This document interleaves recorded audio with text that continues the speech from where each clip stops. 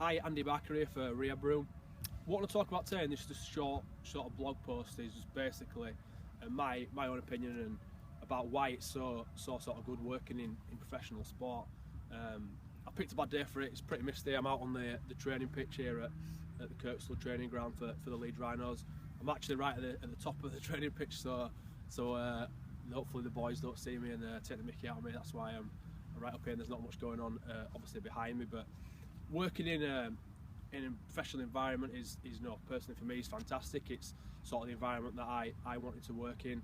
From day one, I wanted to be a physio. I knew I wanted to work in professional sport. Particularly for me, I wanted to work in rugby league, and growing up as a Leeds lad and following rugby league, both supporting and playing, and this is the job that I want to do, what I'm currently doing as the head physio of the Leeds Rhinos. So I feel very privileged to be in that position. I like to think that I've sort of worked hard and deserve that right to do that, and I love for other people to sort of follow their own path and get to the place where they want to be, whether that is a particular sport or a particular sports club.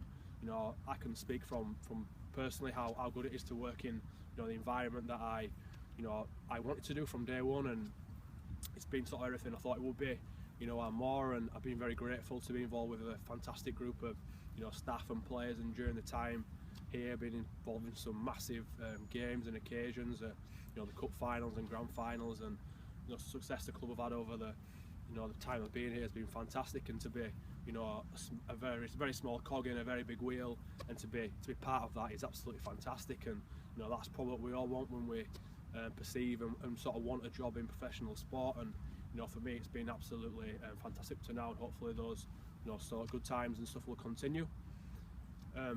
What is hard though is obviously getting involved in that environment in the initial term, and in the first instance getting your sort of foot in the door. And my journey from a student, from having a placement here at the club, and then obviously being offered a job as the assistant physio, then progressing on to the head physio.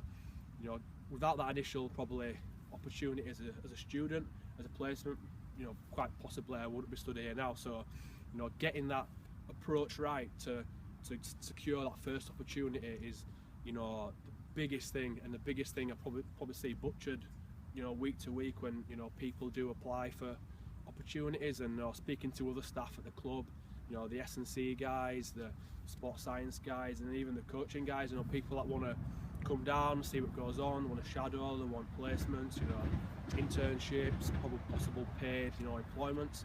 The ways and means people go about trying to get those opportunities often, like I say, butchered and done very poorly. So I'm really excited to be launching a program, which will be a 10-week program, which will be launching in February of next year, so 2017, and it's basically aimed at healthcare professionals, aimed at strength and conditioning coaches, sports scientists, and anyone that basically wants to be involved in professional sport and work in a job like myself, or a club like Leeds, or any other sort of sports club. And it'll sort of take you through from day one really about how you need to get your approach right, and take you through from the start about how you're going to maximise your chances at gaining an opportunity at working in professional sport, ultimately to get your foot in the door, to get you involved and around the people that potentially are going to potentially could give you a job. And if that's where you want to be, you need to get exposed to that environment. And there's ways and means to do that, some quite simple, some very complex.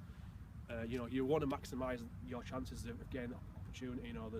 There's hundreds and hundreds of people that approach me, and approach other healthcare professionals, physios, other domains, your S&C guys with requests week on week on week. And there's very few for me that I remember. There's very few that actually stand out, and I probably got a list of 4 or 5 names on my computer that when people have made requests that have stood out. And I'm thinking, if we were to employ a new assistant physio or a member of staff, probably 4 or 5 names there that I'd probably invite or contact via email or telephone to say, we've got a job coming up, is it something you'd be interested in applying for? And that's because obviously the ways and means that they've gone around seeking out opportunity for whatever reason, for different reasons, have stood out to me. So getting your approach right and nailing down getting that initial opportunity in sport is probably the single most hardest thing about getting into sport.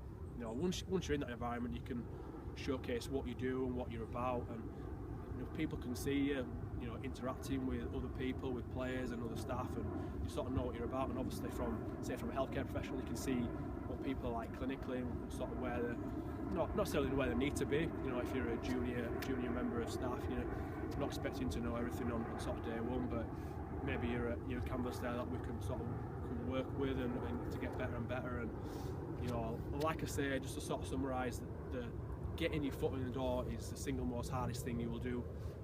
Trying to break into professional sport in whatever domain that may be. So getting that approach right is the ultimate, the single most important thing you must do. So